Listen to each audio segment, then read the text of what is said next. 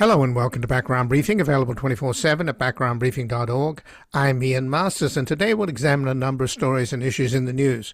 We'll begin with the latest examples of Trump's fealty towards Putin, who is providing Iran with targeting to kill Americans in the war underway, which Trump and Witkoff are denying, along with having the U.S. abstain from a recent overwhelming UN condemnation of Russia on the fourth-year anniversary of its invasion of Ukraine.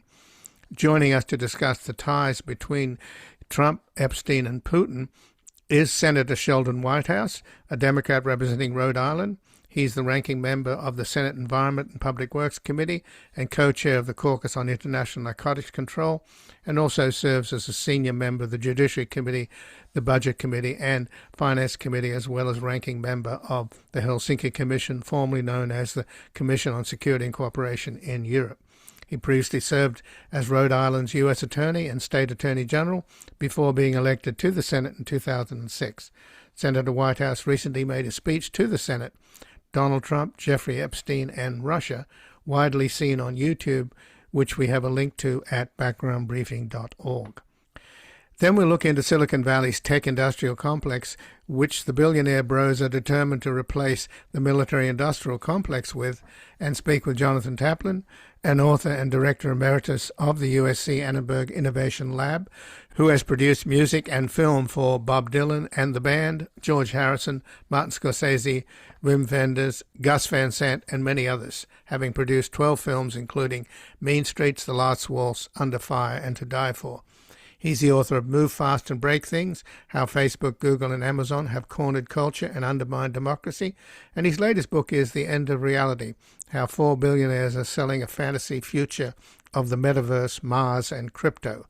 We will discuss his article at Rolling Stone, The Terrifying New Era of American Imperialism.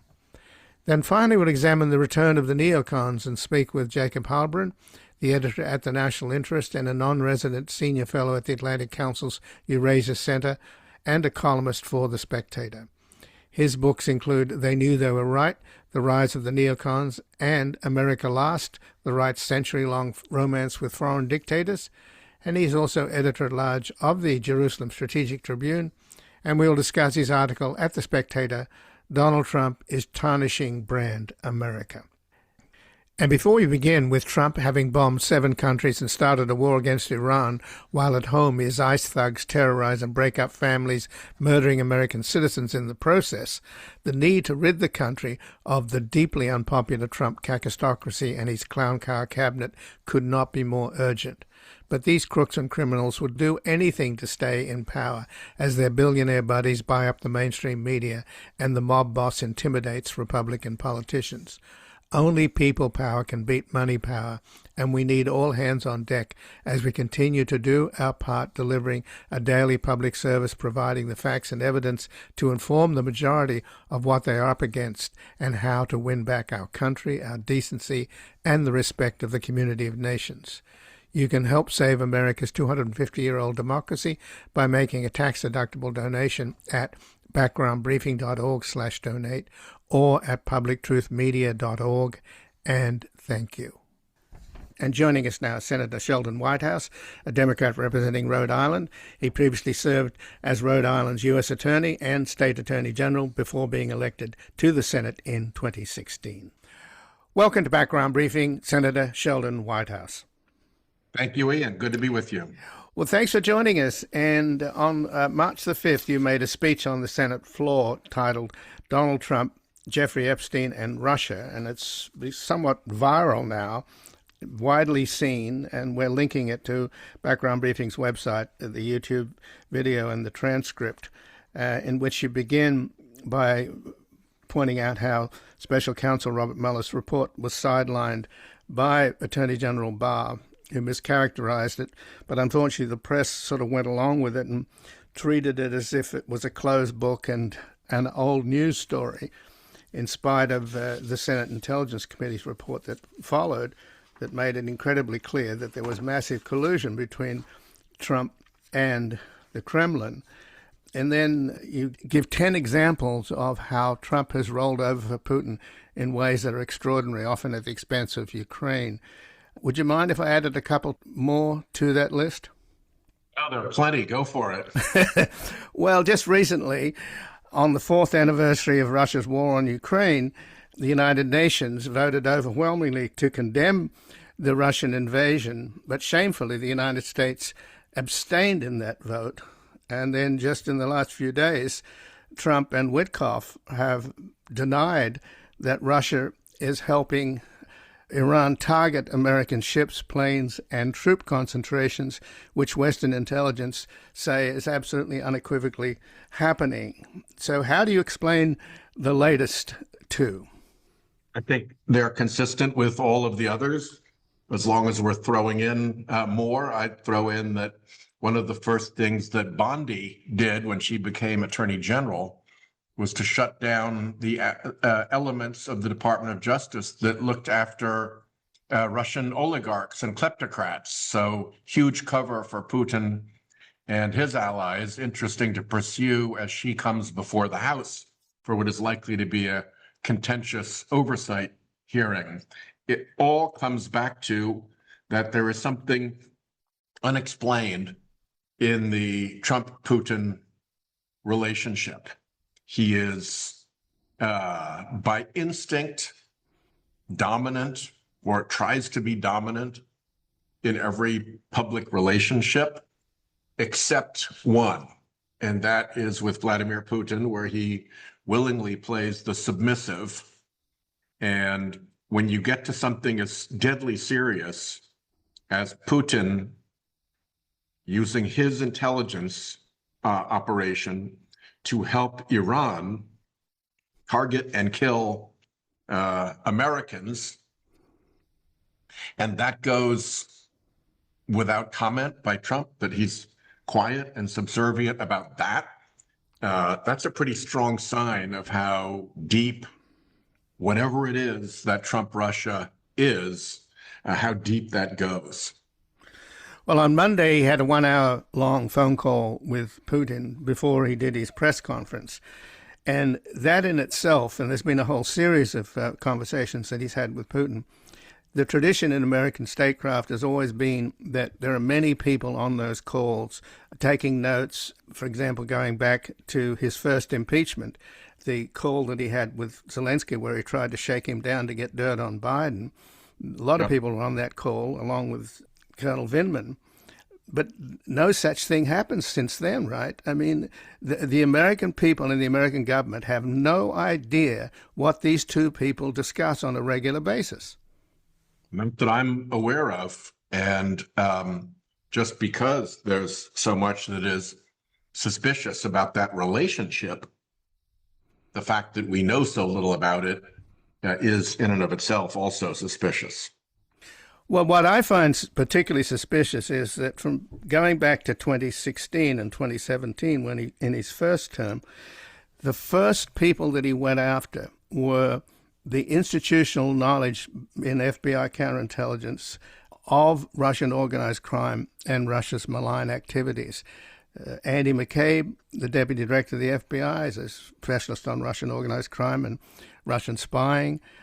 Bruce Orr, Lisa Page, Peter Strzok, recently the head of counterintelligence in New York, very familiar with the organized crime in Brighton Beach and Russian intelligence operations. He was forced out of the FBI.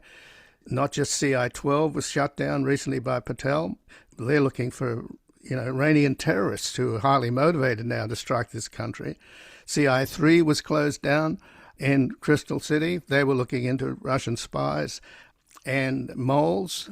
So both Tulsi Gabbard, who briefs Trump, and God knows what she tells him or doesn't tell him, and on top of that, you've got Patel. So it's as though the Russians have been invited in. It's an open season, isn't it? There's nobody guarding the door. I cannot think of a single element of our government that was dedicated to protecting us against Russian counterintelligence, Russian intelligence, Russian election manipulation, Russian kleptocracy and corruption. that has not been either compromised or obliterated by the Trump administration. They are literally turning off the burglar alarms. So let's go over some of the points that you made in that speech on the Senate floor, which, as I say, is available at our website, and as many people have seen it. The first thing that caught my attention was that Epstein fell in with a wealthy man named Douglas Leese, a British arms and defense contractor, an arms dealer, who worked for the British government. And Leese introduced Epstein to Robert Maxwell, and of course that ended up, Ghislaine Maxwell seems to be the sort of go-between where Epstein, did Epstein in effect inherit both the KGB and the Mossad account from Maxwell, who was often referred to on Fleet Street in the UK as the bouncing check?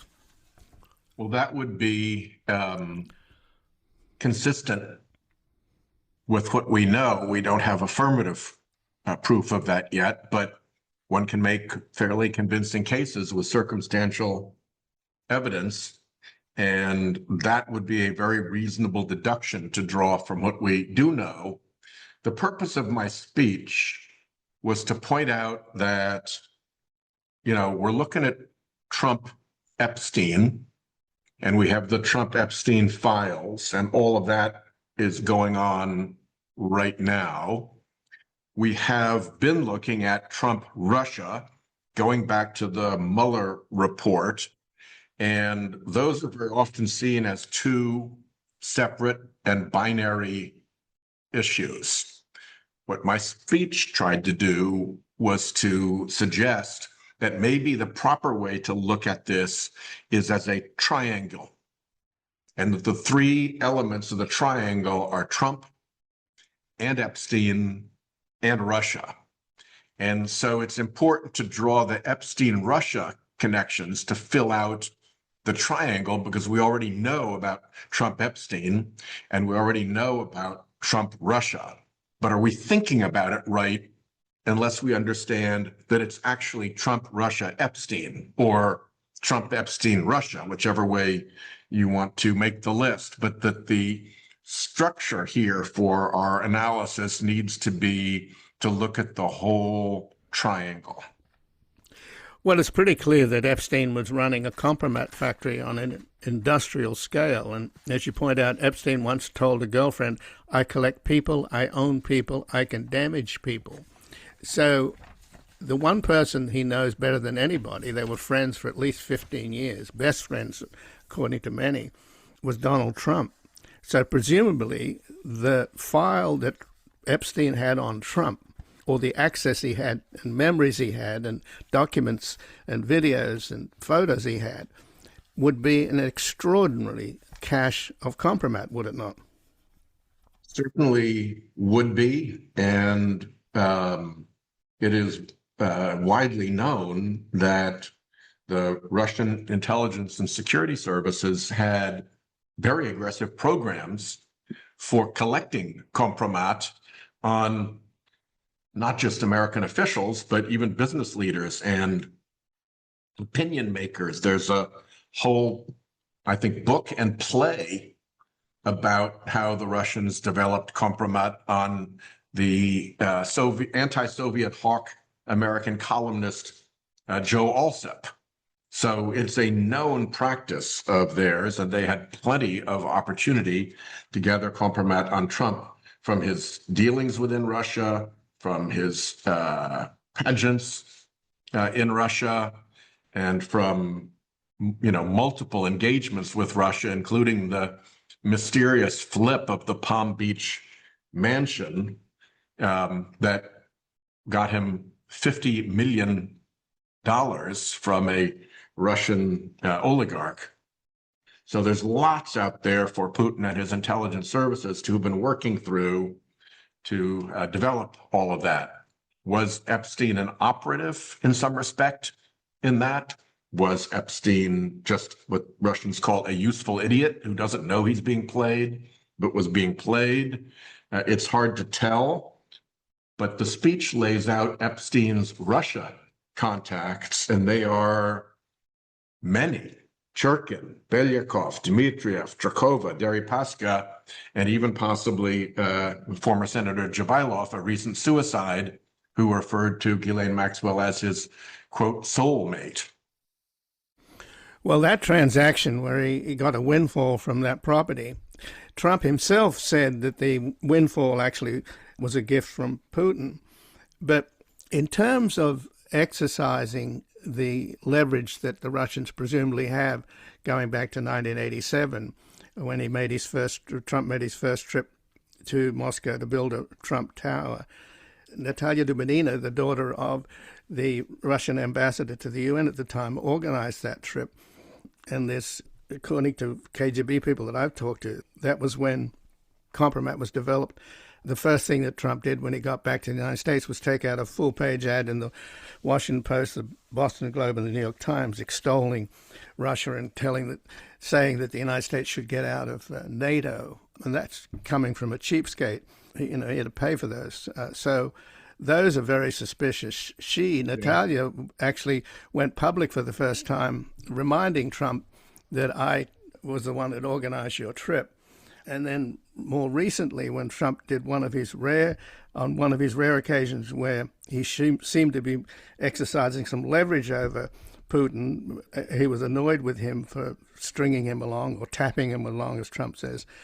Patrushev, his national security advisor, was on Russian televisions and made the remark addressed to Trump that, by the way, there's been a lot of American presidents that have been assassinated.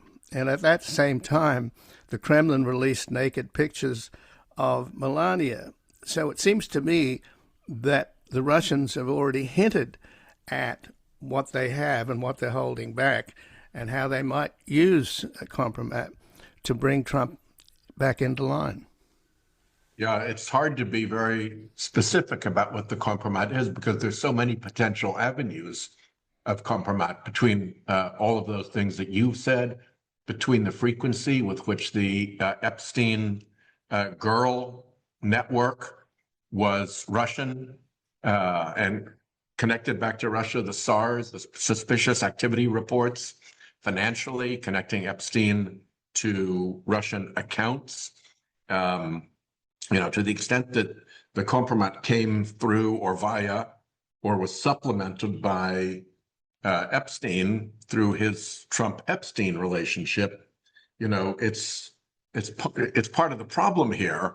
There are so many Russia connections, both direct and through Epstein, that it's hard to narrow it to an arena in which Compromat might have been developed. It could have been developed across all those multiple vectors. Well, it seems, though, the most promising way, follow the money going back to Watergate. And I don't know what's happening at FinCEN because of Trump's Treasury Secretary. I don't believe, like all of the kind of clown car cabinet he has, the cacistocracy, that whether or not they're doing their job.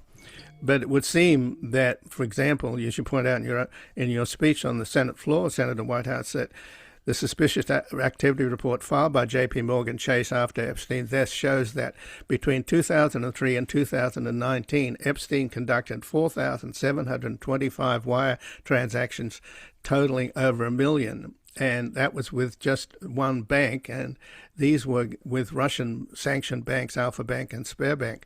So I know Senator Wyden, your colleague, is looking into this. That seems to me to be a pretty promising avenue if you can get the goods.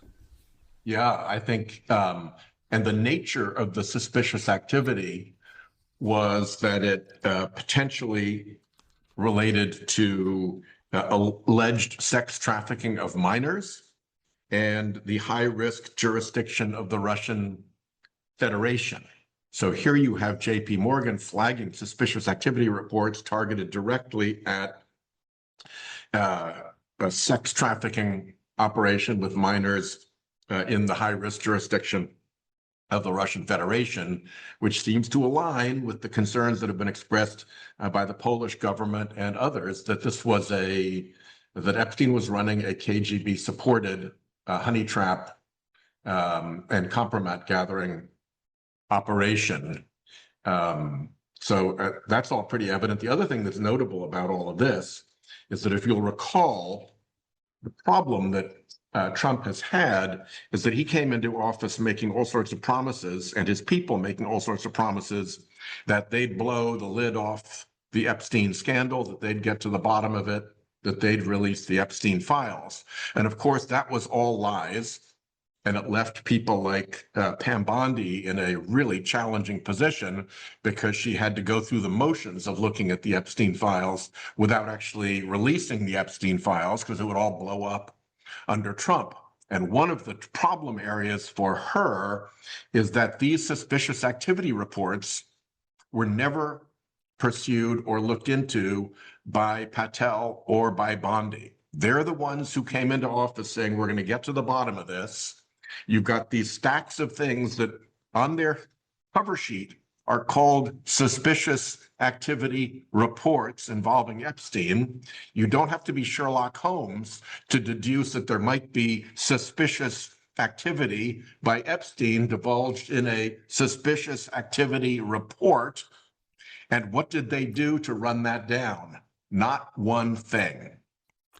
So just in closing, Senator Whitehouse, you finish up by saying, here we have links with Russia, girls from Russia, money from Russia, people from Russia, deals and transaction with Russia, contacts with people with Russian intelligence, news reports exploring contacts with Russia, and an official investigation from the government of Poland into the Russia-Epstein connection. So do you think that that might open the door here? And obviously you're trying to open the door. For the last 10 years I've been reporting on this, trying to open the door. Yep. Craig Unger and others have done it.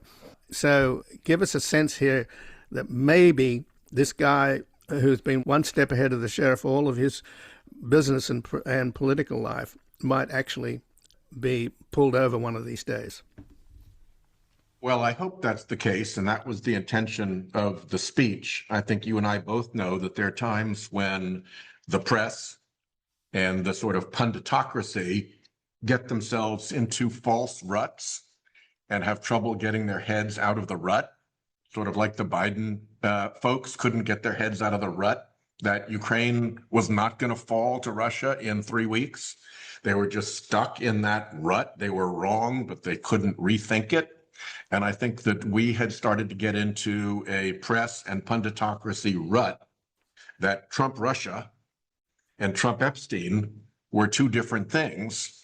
And we needed to reboot the concept of what has happened here into the triangle of Trump, Russia, Epstein, or Trump, Epstein, Russia, whichever way you want to go around the triangle. And to the extent that the speech helps reboot that and revive people's interest in digging into this mess so that we find out really what the hell happened, then I think I very much hope that that's the outcome. And of course, your work has been very helpful in that regard. Well, thank you, Senator, and I thank you very much for you joining us here today. Good to be with you. And I've been speaking with Senator Sheldon Whitehouse, a Democrat representing Rhode Island. He is a ranking member of the Senate Environment and Public Works Committee and co-chair of the Caucus on International Narcotics Control. He also serves as a senior member of the Judiciary Committee, the Budget Committee, and the Finance Committee, as well as a ranking member of the Helsinki Commission, formerly known as the Commission on Security and Cooperation in Europe. And he previously served as Rhode Island's U.S. Attorney and State Attorney General before being elected to the United States Senate. And on March the 5th, he made a speech on the Senate floor, Donald Trump, Jeffrey Epstein, and Russia. That's widely seen on YouTube, and you can access it at backgroundbriefing.org. We're going to take a brief station break and back looking into how the Silicon Valley billionaire tech bros are determined to create the tech industrial complex to replace the military industrial complex. I'm more important in the USA than a spy for the FBI. I'm trained to meet the criminal elite, and I seek out wherever evil resides.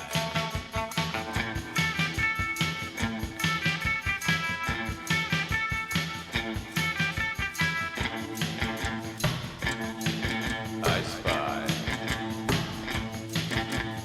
Two deadly agents of a wicked persuasion tried to send me on a permanent vacation. I gave on the slip, 'cause I'm totally...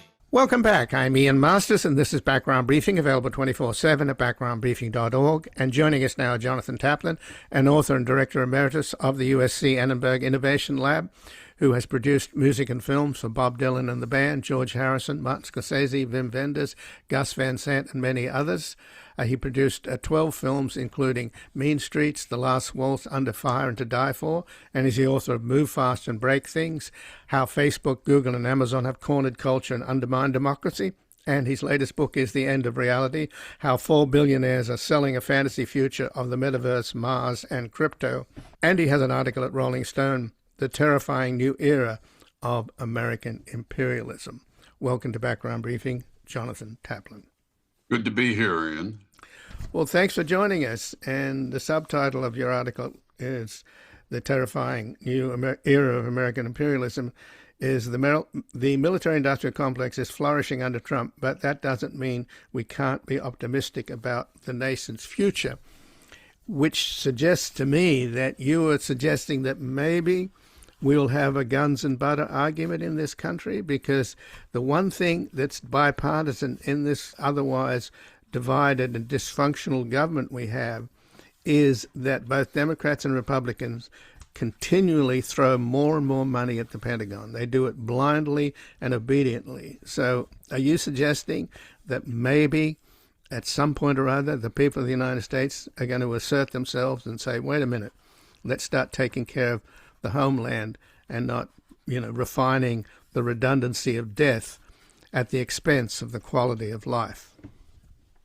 I think the citizens are already doing that, Ian. I think the support for this war in Iran is in the mid-30s, and certainly every poll that I've seen says that people want us to spend more money on domestic problems and less money on the military. In the article, I make cite the fact that the military takes up almost 2/3 of the discretionary spending of the 2026 budget. That is that the Pentagon itself takes 59%, and the Homeland Security Department takes 6%, and the Pentagon and Trump is asking for another $500 billion to add to the Pentagon budget, which would take it up to about 70% of all the discretionary spending in America, which is insane. Our military budget is larger than all the other strategic competitors in the world combined. In other words, if you took China, Russia, UK, France, Germany, Israel, and put all their budgets together, and plus some others like Turkey and others, they wouldn't come up to the $1 trillion a year we spend on the Defense Department. So the other thing, though, that your article points out is that the military-industrial complex, which we've known for some time, and it's been, as you say, its snout is in the trough, and it's been sucking up most of the money. That's Lockheed Martin, RTX, formerly Raytheon, Boeing, General Dynamics, Northrop Grumman, etc.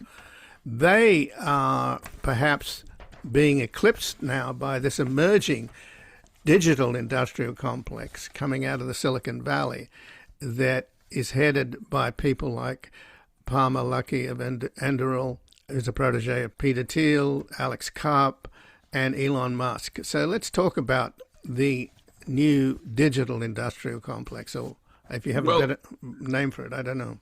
What Elon Musk kind of schooled Peter Thiel, they were both partners in PayPal, and then Musk went off and started building a rocket company, and once SpaceX was successful and he had billion-dollar government contracts, he said to Thiel, look, this is the best thing that you can possibly do, because even in recessions, the government never cuts back on its military spending. and you'll keep getting your money from the government no matter what happens. And these people are easy to compete against.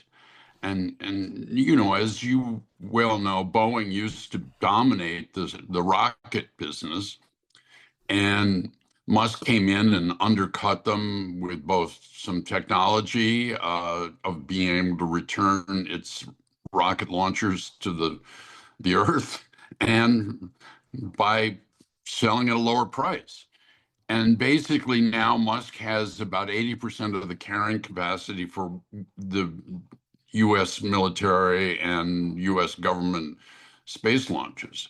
So obviously Thiel and then Mark Andreessen, who was one of the other protagonists in The End of Reality, saw this, and they financed a company called Anduril with a really outrageous character named Palmer Luckey, who is a kind of Hawaii Trump beat boy, and he had managed to convince Mark Zuckerberg that the future was virtual reality.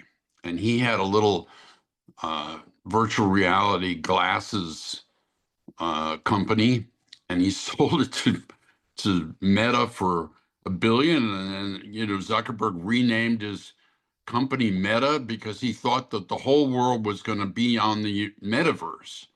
And of course, that turned out to be one of the biggest Silicon Valley mistakes. He ended up spending about $200 billion developing this world, a virtual world, and where everybody was supposed to hang out and go to concerts and have sex and everything, and nobody went there. Nobody wanted to live in a virtual world. And so, but Palmer Luckey, of course, quit, or maybe he was fired by Zuckerberg, no one really knows, and started this new company to make drones. And of course, Thiel and Andreessen were happy to finance it, and now they're one of the prime contractors of drones for the United States. But does this mean that the Silicon Valley ethos is taking over the military tech sector, Totally. where coercion becomes innovation, cruelty is considered to be candor, and the unchecked use of technological power is inevitable and desirable? In other words, the one thing I hate about the Silicon Valley people is that they all, first of all, they follow this weird guru, Curtis Yarvin, and they're essentially sort of infantile drones. They're unbelievably rich. But I'll give you an example. Alex Karp, the CEO of Palantir, he just recently said, quote, "I love the idea of getting a drone and having light fentanyl-laced urine spraying on analysts that tried to screw us." I mean, these are the people that are going to be Right. running our defense industries. So here's the big thing that's going down right now, and it's part of it is in this AI fight between Anthropic and Pete Hegseth. The next stage of drone warfare will be autonomous weapons. That is, a weapon which will make a choice to pull the trigger without any human intervention in the middle of it. Now, we've come very close to that already in the sense of, obviously, the AI targeting software that Palantir was providing to the Air Force and the Army and the Navy made a gigantic mistake in choosing a girls' school, which it thought was a military base. Now, the information that was fed into the Palantir software was obviously about 6 years old because it had been at one point a military base, but it hadn't been a military base for 5 years. But they didn't update the software. And so the drone, obviously with nobody watching, not even any video surveillance, the just drone went in and hit twice and killed 170 young women students. Right. I think it was Tomahawk that did it, right? Yeah. Okay, it was Tomahawk. I'm sorry. But the Tomahawk doesn't have any video capability to it, so nobody could see, oh my God, we're going to the wrong place or something. It just went and did it. Right. And so, I mean, but that was all AI-based targeting. And this notion that somehow we're going to turn warfare into something in which the AI makes the decision who to kill is insane. I mean, when you think about killer robots, a lot of testing has been done with ground-based robots that have guns, and the robot has, at about 100 yards, a very hard time distinguishing between a man with a gun and a man with a broom. And so it's a dangerous thing. And it's a reason why Anthropic says the technology is not ready to make the decision to kill somebody. In the same way that Anthropic also said the technology should not be used for mass surveillance. But these things, both the autonomous weapons and mass surveillance, are things that Curtis Yarvin, Peter Thiel, Mark Andreessen, Palmer Luckey want. They believe that the biggest problem in the country is that there's too much freedom, there's too much democracy. And Yarvin has advocated that we should have a king, not a president. And so they basically want to be able to control. My friend Bob Scheer calls it techno-fascism. And I think that has a certain reality to it. Right. Well, like a broken clock is right twice a day. Palmer Luckey had an interview recently on CNBC where he said the U.S. could spend half of the current $1 trillion Pentagon budget and still have a more effective defense system if it simply stopped buying the wrong things. So that gives these guys an opening, right? Because everything that the Pentagon buys now has been proven useless in the Russia's war on Ukraine. That tanks and ships and planes with asymmetrical warfare now dominating, and we can see that happening in the Gulf. It means that all of that stuff is incredibly vulnerable, and cheap weapons can, for example, right. $20,000 Iranian drone is being intercepted by a $4 million U.S. interceptor. I mean, think exactly. of that. The cost benefit analysis is just insane. And of course, Iran can keep manufacturing these drones. It supposedly has the capacity to do about, 10,000 a month in their factories. And the factories have not been eliminated. They're probably underground somewhere. But it doesn't make any sense. There is an opening here.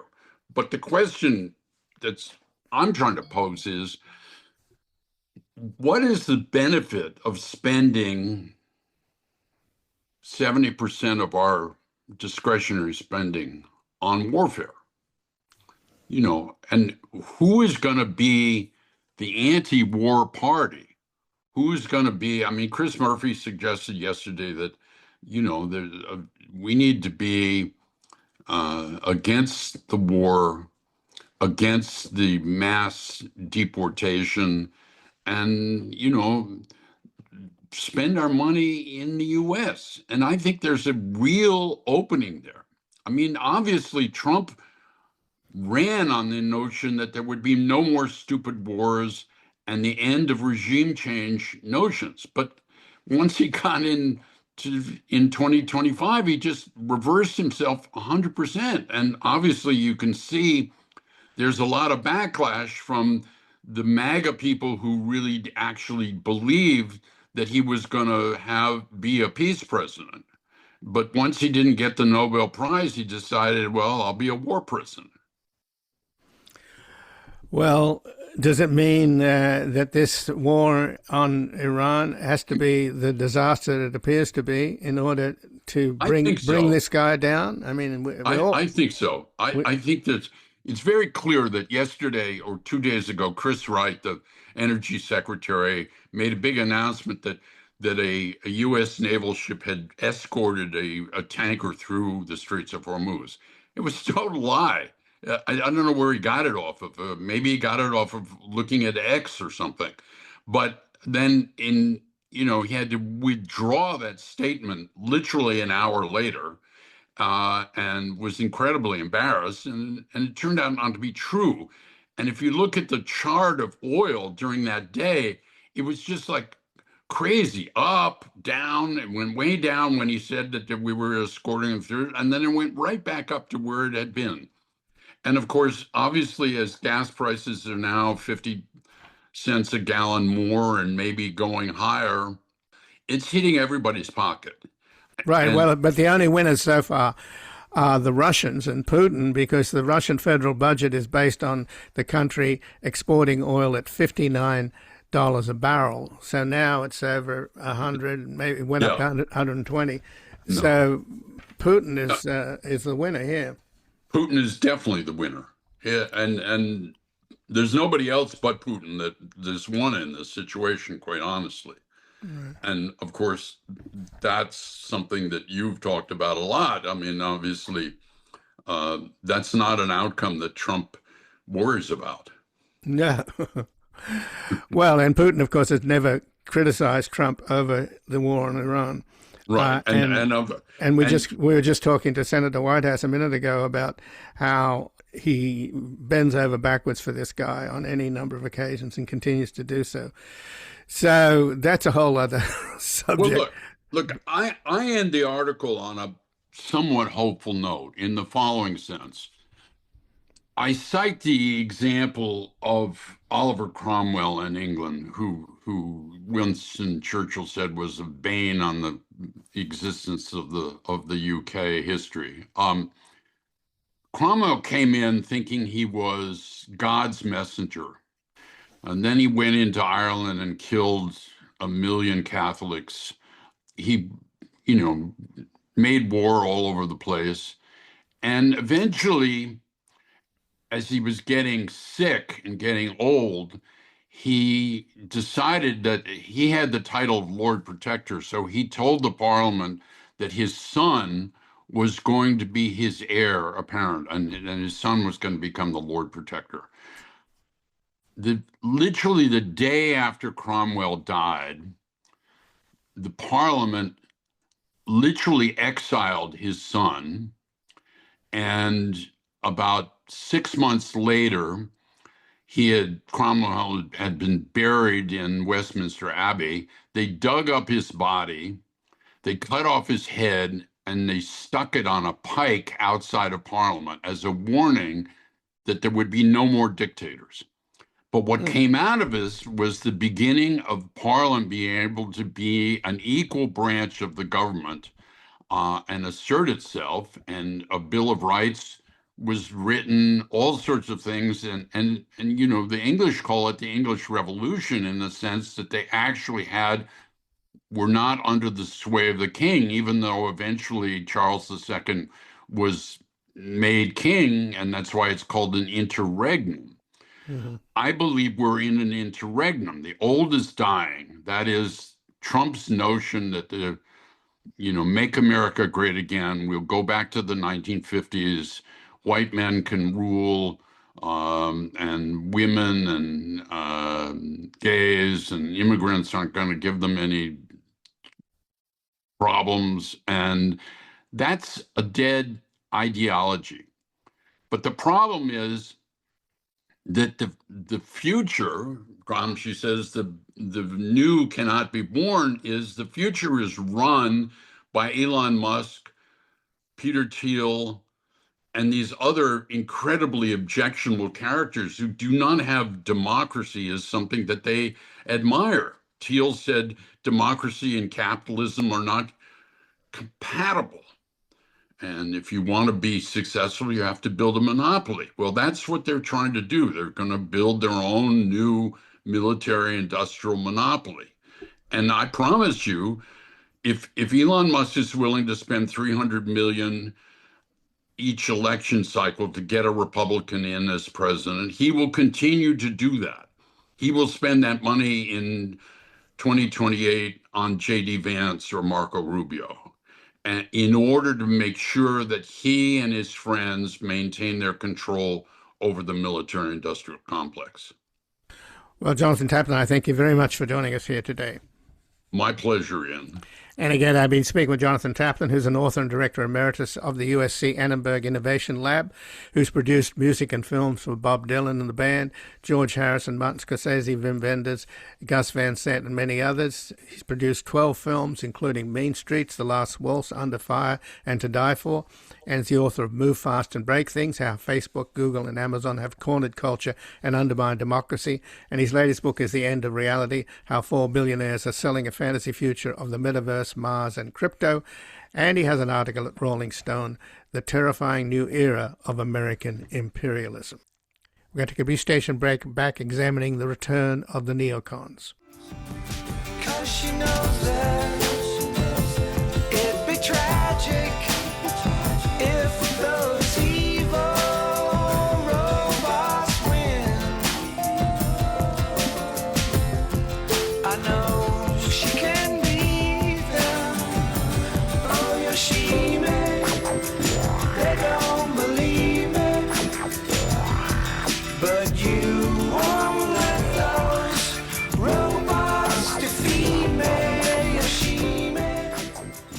Welcome back. I'm Ian Masters, and this is Background Briefing, available 24/7 at backgroundbriefing.org. And joining us now, Jacob Heilbrunn, the editor at the National Interest and a non-resident senior fellow at the Atlantic Council's Eurasia Center, and a columnist for The Spectator. His books include They Knew They Were Right, The Rise of the Neocons, and America Last, the Right's Century-Long Romance with Foreign Dictators. He's also editor-at-large of the Jerusalem Strategic Tribune, and he has an article at The Spectator, Donald Trump is Tarnishing Brand America. Welcome to Background Briefing, Jacob Heilbrunn. Thank you, Ian. So in terms of the neocons, it would seem that they're back, Jacob. Not maybe they didn't go away, but in terms of the Iraq War, George W. Bush, of course, went into that war based upon the notion of there were weapons of mass destruction. I'm not sure that Bush was lying. I think he actually believed that. Maybe he was being lied to. But Trump lies with the alacrity with which he breathes. And just at his press conference on Monday, he said that it was the Tomahawk missile that hit the girls' school was an Iranian missile.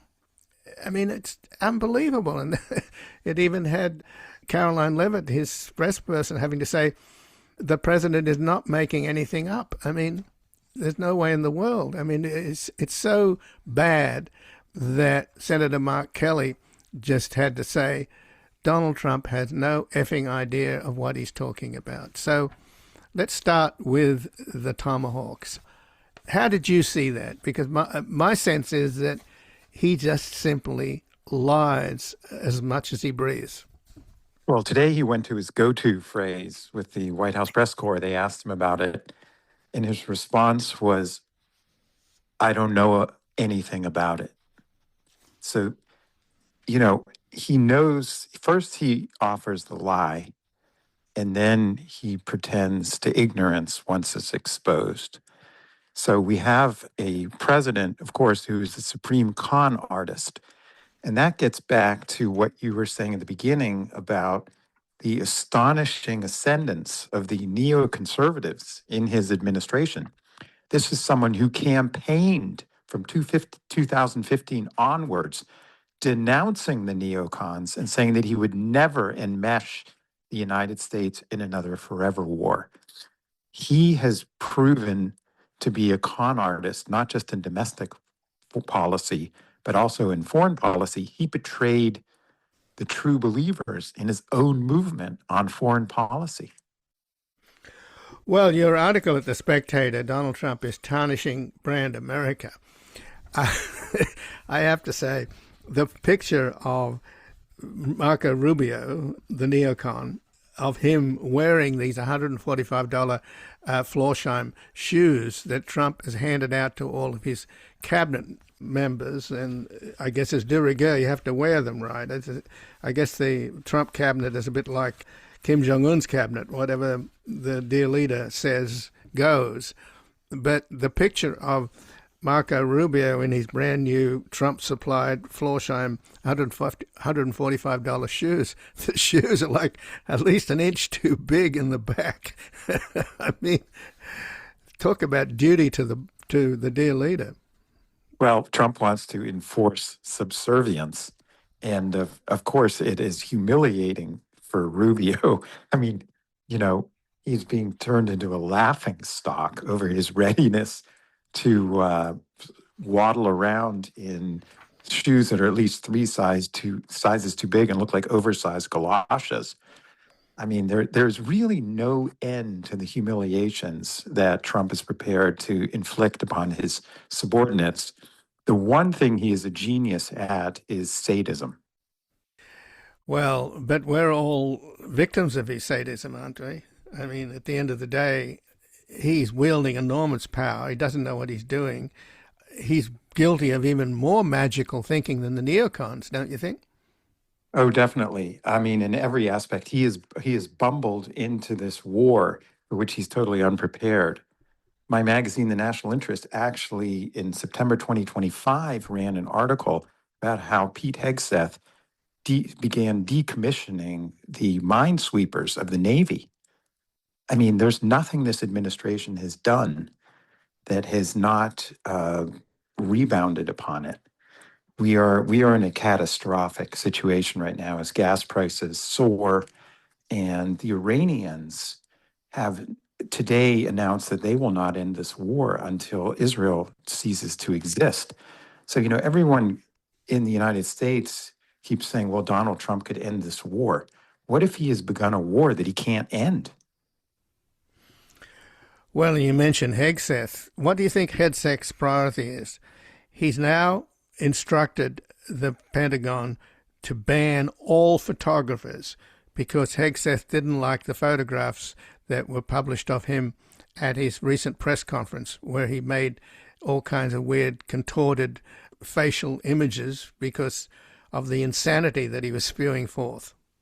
Well, my sources in the MAGA movement, say that Hegseth is seriously intent on running for the presidency, and but I think this war has torpedoed his chances as well as J.D. Vance's. Hegseth, he thought that he was going to go have a blaze of glory with this war. But I think that Trump may end up turning him into a sacrificial lamb as well, once he realizes the depths of the war and that he's unable to extricate himself from it. He's got to have some subordinate that he's going to blame for this fiasco. But does Trump know the difference between competence and incompetence? Because he has this cacistocracy, this clown car cabinet of his. And, for example, his board of peace, he was praising it, saying, well, these are the greatest statesmen, the best board ever put together. And there were just these lowlifes, like the Belarusian dictator and every other scumbag dictator he could find and every other crook. I mean, it was deeply embarrassing. So do you think Trump knows how ridiculous Kash Patel is, Tulsi Gabbard, RFK Jr., and Hegseth? Well, I think he monitors their television appearances carefully and their standing in the public eye. And he can't stand it when they make fools of themselves.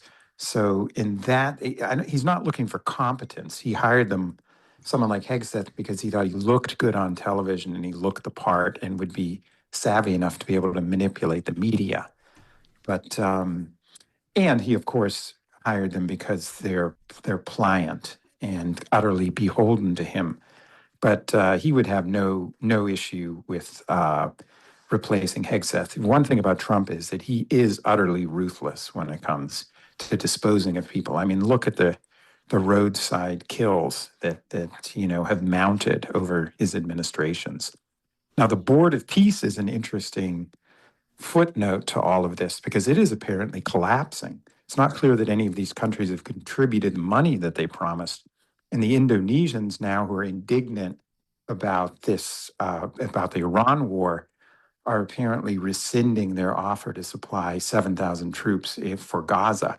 So, I mean, the Board of Peace is another casualty of Trump's march of folly in the Middle East. Well, Trump's March of Folly is the daily episodes of this reality TV show that he's putting on, isn't it? I mean, that's how he operates. Every day you have to come up with some other way of distracting the American people from your absolutely breathtaking incompetence. And, you always leave with a cliffhanger, stay tuned for the next episode. And he's been manipulating us forever and getting away with it. I mean, you and I are talking about this guy. Is there any way we can not talk about him? Well, I mean, look, he's plunged the United States into a morass in the Middle East. So no, I mean, I think he's in threatening the American economy. As we see, inflation may start roaring. The jobs losses in February were about 95,000. Job creation is way down under Trump. He may plunge us into a deep recession. The only silver lining is that the Republican Party is quaking before the November midterms. I mean, this really could be a political earthquake. I mean, the idea that you can conduct the greatest show on earth was, of course, a core part of the George W. Bush administration's policy when it went to war in Iraq. I mean, Frank Rich wrote eloquently about this, how the Bush administration was engaging in massive media propaganda day by day. But eventually, as we see the facts come out, we now know that at least 140 soldiers so far have been injured. There is a report this morning that the injuries to soldiers in Kuwait are far more severe than had been previously acknowledged by the administration. The military hospital in Landstuhl, Germany, is no longer treating women for presidencies, CBS reported this morning. And it suggests, again, that the injuries, that they're overwhelmed by injuries to soldiers, American soldiers in the Middle East. This is not something that the administration is going to be able to hide in perpetuity. Well, there's also, just in the last couple of minutes, there's also the cost, isn't there? This war is costing $891 million a day, and that's going to add to the federal debt of $38 trillion, right? It's probably costing more. That was a Center for Strategic and International Studies report that it's at least $891 million a day. We know that they burned through $5.6 billion just in the first days of this catastrophic war. And it's hitting America every which way because we already have a $38 trillion debt. We can't pay for they can't come to an agreement on paying TSA. The country is reeling from every direction. I think that this war is going to, kind of be the twilight of the American empire. Well, he's destroying America, its reputation around the world, but he's also destroying us at home, isn't he? I mean, everything that he touches dies, and he's across the board. I mean, health, science, every aspect of our life, education, it's all being upended and ruined at an amazing speed. And I just wonder, I mean, when Nixon left office, still 30% of the Americans supported him. Is there any way that Trump's, 30 to 40% will finally get the message, or are we just doomed to have this constituency in this country of aggressive ignorance? I think it's always going to be there. I mean, if you look at American elections, even in 1932 when Hoover ran, there was still a solid base of Republicans that were willing to support him. But, Trump is having a cataclysmic effect on the country. The federal government awarded no funding for cancer research last year. That's just one example. So yes, he is a master of destroying every enterprise that he's ever run. I mean, this guy's a serial bankrupt. And now he's going to engage in the greatest bankruptcy of all, which is the United States. However, I still think that it can be turned around in the midterm elections. That his greatest project was trying to create an authoritarian America. And there, I think the Iran war will be his undoing. Well, Jacob Heilbrunn, I thank you very much for joining us here today. Thanks, Ian. And again, I've been speaking with Jacob Heilbrunn, who's the editor of The National Interest and a non-resident senior fellow at the Atlantic Council's Eurasia Center and a columnist for The Spectator. His books include They Knew They Were Right, The Rise of the Neocons, and America Lost, The Right Century-Long Romance with Foreign Dictators. He's also editor-at-large of the Jerusalem Strategic Tribune, and he has an article at The Spectator, Donald Trump is Tarnishing Brand America. And this has been Background Briefing. I'm Ian Masters, and I'd like to thank producers Graham Fitzgibbon, Asher Price, and Sasha Linden-Cohen. If you missed any of today's program and would like to explore our vast archives, you can find us at backgroundbriefing.org, where we include extended interviews, searchable by topic, and have made it easier for you to sign up for daily email updates and provide links to resources, articles, and books discussed on the program. Also, you can find links there to subscribe wherever you get your podcasts, and we highly encourage your ratings and reviews on these platforms. Find us on Twitter, Blue Sky, and Facebook at Ian Masters Media, and our new social media manager, Luke Susswood, is also posting highlights from the show on YouTube, TikTok, and Instagram at Ian Masters Media. So please do help us reach more listeners by sharing this program with friends, family, and colleagues. And to help sustain this program into the future and ensure it remains free to all, please take a moment to support us by going to backgroundbriefing.org/donate and/or at publictruthmedia.org, where your tax-deductible donations, large and small, keep us broadcasting. And I'll be back tomorrow with another Background Briefing at backgroundbriefing.org. Bye for now.